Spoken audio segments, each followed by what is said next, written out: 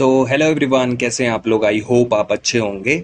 इस वीडियो में हम देखने वाले हैं वेबसाइट एंड वेब ब्राउज़र के बारे में देखेंगे। वेबसाइट क्या होता है, वेब ब्राउज़र क्या होता है, इन दोनों के बारे में इस वीडियो में हम देख लेंगे। तो वेबसाइट क्या होता है? Collection of web pages in internet is called website. Collection of web page को हम जो है वेबसाइट बोलते हैं। वेब पेज का मतलब होता है किसी कंपनी या ऑर्गेनाइजेशन की इंफॉर्मेशन डिजिटल रूप में शो करना, है ना। वेब पेज क्या होता है? किसी भी कंपनी या ऑर्गेनाइजेशन की जो है इंफॉर्मेशन को डिजिटल रूप में शो करना जो है वेब पेज के अंदर होता है।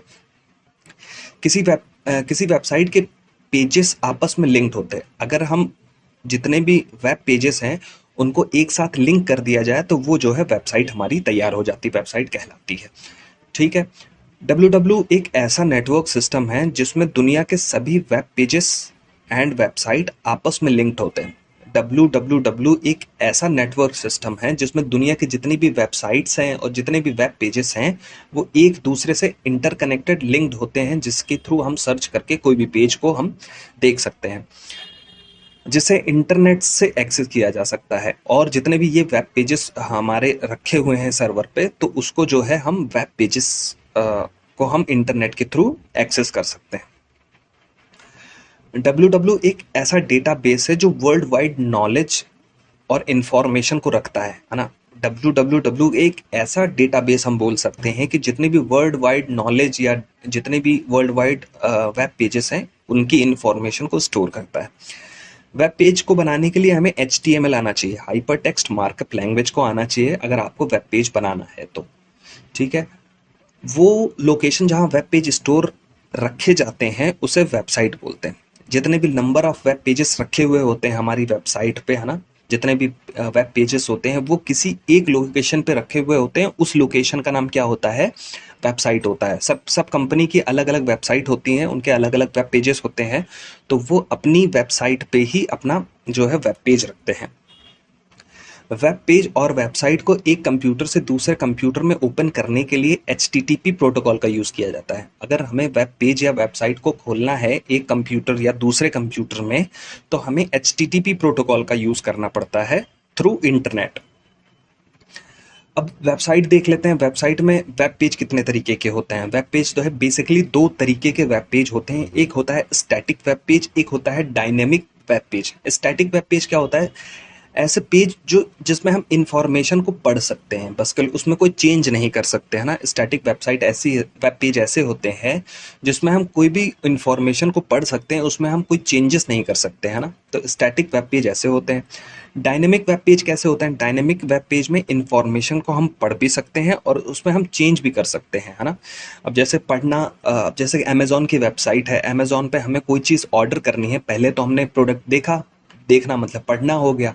और अगर हमें उसमें ऑर्डर करना है तो ऑर्डर करने के लिए हमें ईमेल आईडी डालनी पड़ेगी, लॉगिन करना पड़ेगा, फिर इसके बाद हमें वो प्रोडक्ट हम उसको शॉप कर पाएंगे।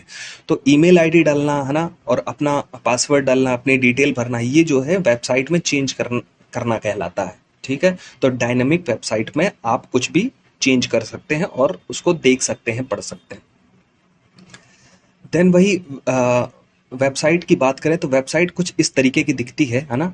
HTTPS कोलन //www.google.com, इस तरीके का जो है वेबसाइट होती है। इसका जो HTTP होता है ये एक प्रोटोकॉल होता है, और www होता है ये एक सब डोमेन होता है। इसको हम www को सब डोमेन बोलते हैं। और जो गूगल लिखा हुआ है इसको हम डोमेन नेम बोलते हैं, और जो .com लिखा हुआ होता है उसको हम टॉप लेवल डोमेन बोलते हैं। हम एक वेबसाइट को आईपी एड्रेस होता है, हर एक वेबसाइट होता है उसका एक आईपी एड्रेस होता है ना। आईपी एड्रेस हमें दिया जाता है अगर हम कोई भी वेबसाइट इंटरनेट पे डालते हैं।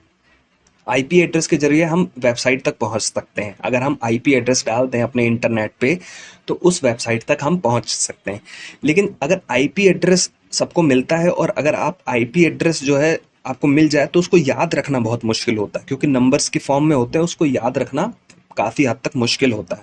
तो इसलिए हमें डोमेन नेम का यूज़ करना पड़ता है, डीएनएस का यूज़ करना पड़ता है। जैसे कि एक गूगल है, गूगल की खुद की एक आईपी एड्रेस होगा, तो आईपी एड्रेस सबको याद नहीं रह सकता। इसकी वजह से उनको एक नाम दिया जाता है जिसका नाम है डोमेन नेम। तो डोमेन नेम जो है गूगल का गूगल है। ठीक है। अब टाइप ऑफ डोमेन नेम देखते हैं, किस तरीके के जो है टॉप लेवल डोमेन नेम हो सकते हैं, है ना। टॉप लेवल डोमेन नेम में जैसे .com हो सकता है ना, .edu हो सकता है, .gov हो सकता है, .net हो सकता है। ये सब जो है टॉप लेवल डोमेन नेम है ना। .com जो है कमर्शियल पर्पस के लिए यूज़ करते हैं, और .edu जो है हम एजुकेशन टाइप की जो यूनिवर्सिटीज़ होती हैं उनमें .edu का यूज़ करते हैं, और जो गवर्नमेंट की वेबसाइट होती है उसमें government.gov का यूज़ करते हैं।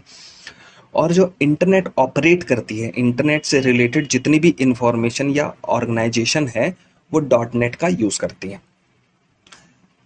देन वही अब वेब ब्राउज़र की बात कर लेते हैं कि वेब ब्राउज़र क्या होता है। वेब ब्राउज़र की डेफिनेशन देखते हैं। A software application use to access information on a world wide web is called web browser, है ना। एक एप्लीकेशन सॉफ्टवेयर है जो कि वर्ल्ड वाइड वेब से इंफॉर्मेशन को एक्सेस करने का काम करता है। When user request some information, the web browser fetch the data from the server then display the web page on the user screen। जैसे ही अगर यूज़र जो है कोई पेज की रिक्वेस्ट करता है, कोई इन्फॉर्मेशन की रिक्वेस्ट करता है, तो वेब ब्राउज़र जो है वो डेटा को सर्वर के थ्रू फैच करके आपके स्क्रीन पर दिखा देता है।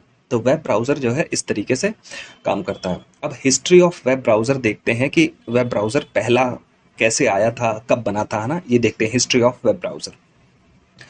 First web browser created by the Tim Berners Lee, है ना। टिम बर्नर ली ने जो है पहला वेब ब्राउज़र बनाया था 1999 90 और 90 में, है ना। पहला जो वेब ब्राउज़र जो है टिम बर्नर ली ने बनाया था 1990 में। It is completely different from world wide web we use today. ये जो है बिल्कुल कम्प्लीटली डिफरेंट टाइप का वेब ब्राउज़र था जो आजकल हम यूज़ करते हैं अपने अभी टुडे लाइफ में, ठीक है। फिर 1993 में एक और वेब ब्राउज़र आया जिसका नाम था मोज़ैक, है ना। मोज़ैक जो है एक वेब ब्राउज़र था। It is the feature of adding image and innovation graphics interface. इसमें क्या है, इमेज और ग्राफिक्स इंटरफेस का कॉम्बिनेशन था मोज़ैक में, है ना, जो कि 1993 में आया था। फिर 1994 में फिर एक और नया ब्राउज़र आया, उसका नाम था नेटस्केप, है ना। 1994 में एक और नया ब्राउज़र आया जिसका नाम था नेटस्केप। देन 1995 में जो है हमारा इंटरनेट एक्सप्लोरर जो है लॉन्च हुआ था, किसने किया था, माइक्रोसॉफ्ट में इंटरनेट एक्सप्लोरर लॉन्च किया था। देन वही 2002 की बात करें, फिर इसके बाद मोजिला फायरफॉक्स इंट्रोड्यूस हुआ। मोजिला फायरफॉक्स जो है 2002 में लॉन्च हुआ था। फिर इसके बाद एप्पल ने अपना एक वेब ब्राउज़र लॉन्च किया 2003 में, है ना। उसका नाम था सफारी। सफारी वेब ब्राउज़र जो है एप्पल ने लॉन्च किया, है ना। ये जो है एप्पल के डिवाइसेस में ही चल सकते थे, इस तरीके का वेब ब्राउज़र उसने एप्पल ने लॉन्च किया।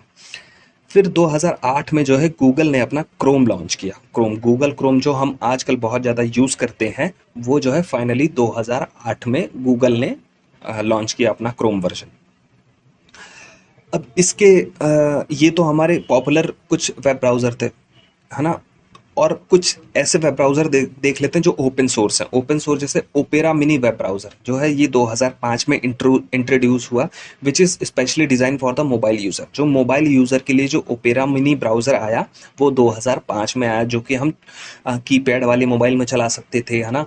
अपने मोबाइल टच स्क्रीन मोबाइल में चला सकते थे। तो उस तरीके का जो वेब ब्राउज़र आया हमारा वो 2005 में आया और ओपेरा मिनी ने लॉन्च किया था।